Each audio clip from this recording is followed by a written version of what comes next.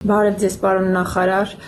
ինձ մոտ և հասարակության շրջանում մի շատ կարևոր հարց է բարձրացվել, արդյոք արդար է, որ խախտվում է հավասարության սկզբունքը և որոշումը չի տարածվում 2025 թվականին զորակոչված զինվորների վրա։ Ես ինքս զինծառայողի մայր եմ, որը զորակոչվել է 2025 թվականի ամռանը, և շատ կուզենամ, որ ազդի 2025 թվականին զորակոչված բոլոր զինծառայողների վրա, չէ՞ որ օրենքը հավասար է բոլորի համար։ Ես ինքս շատ ուրախ եմ, որ արդեն որ պետք է լինի տարուկես, որ ծառայեն 18 ամիս, ես ինքս էլ ունեմ նորից երեխա, որ պետք է այսա բանակ գնա զորացրվի, բայց ամեն դեպքում ես շատ կուզենամ, որ դա ազդի նաև մնացած երեխաների վրա, որովհետև ես ինքս որպես մայր շատ ծանր եմ դա տանում և տեսնում եմ ինչպես են իրենք նույնպես դա շատ ծանր տանում, որ ինչով են իրանք տարբերվում, որ իրենք պետք է ծառայեն 2 տարի, իսկ մնացածը այդ նույն թվականի ծնված 2027 թվականին ծնված երեխաները ծառայեն տարուկես, չէ՞ որ արդար չէ, խնդրում եմ վերանայեք, շնորհակալություն։ Շնորհակալ եմ շատ կարևոր հարցի համար, իրականում հարցերից երևում է նաև, որ այս հարցը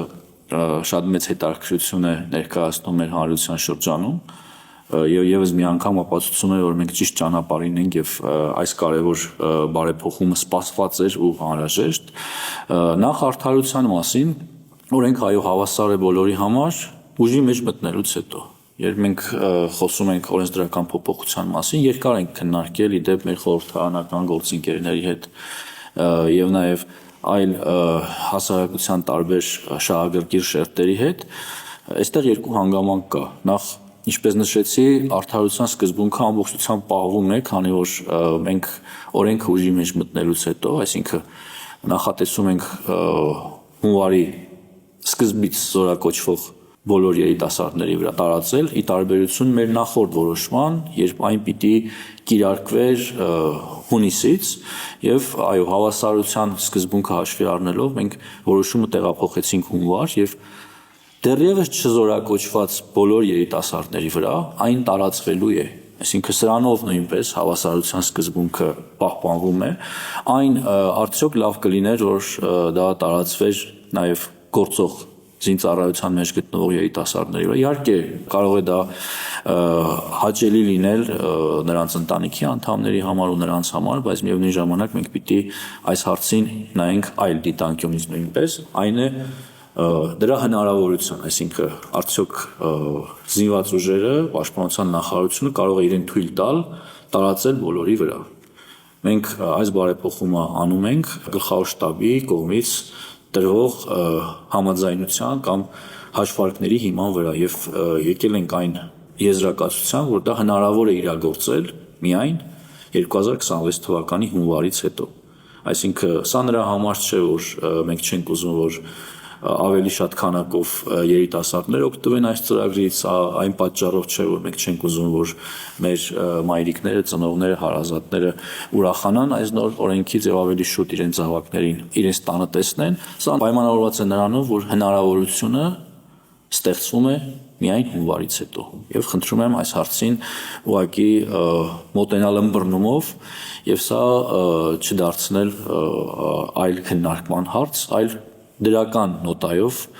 որովհետև սա տարածվելու է այլևս բոլոր զորակոչվող երիտասարդների վրա, այդ թվում նաև ձեր երկրորդ զավակի, ինչի համար ես շատ ուրախ եմ և շնորհավորում եմ ձեզ։ Ես ավելացնեմ, որ սա սպասված բարեփոխում էր,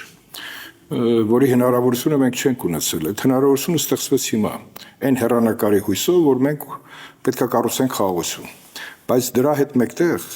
նաև սա հարցի բովանդակությունից մեր ժողովրդի սպասումների մասին է խոսում։ Պարոն նախարար, սպասումները շատ էական են, որովհետև դուք նշեցիք նաև պրոֆեսիոնալ բանակ ունենալու հնարավորության մասին, որովհետև եթե գնում ենք դեպի պրոֆեսիոնալ բանակ,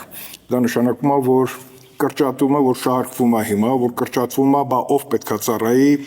դիրքերում, այդ խնդիրը լուծվում է լրիվ այլ փիլիսոփայությամբ, անվտանգային այլ ծրագրերի միջոցով, որը նախատեսված է կառավարության ծրագրի մեջ, որը մենք անշեղորեն պետք է դարձնենք իրականություն։ Ազգային ժողովի պաշտպանության անվտանգության հարցերի հանձնաժողովում այս հարցը մանրամասն լինելու է քննարկման առարկա, կտեսնեք թե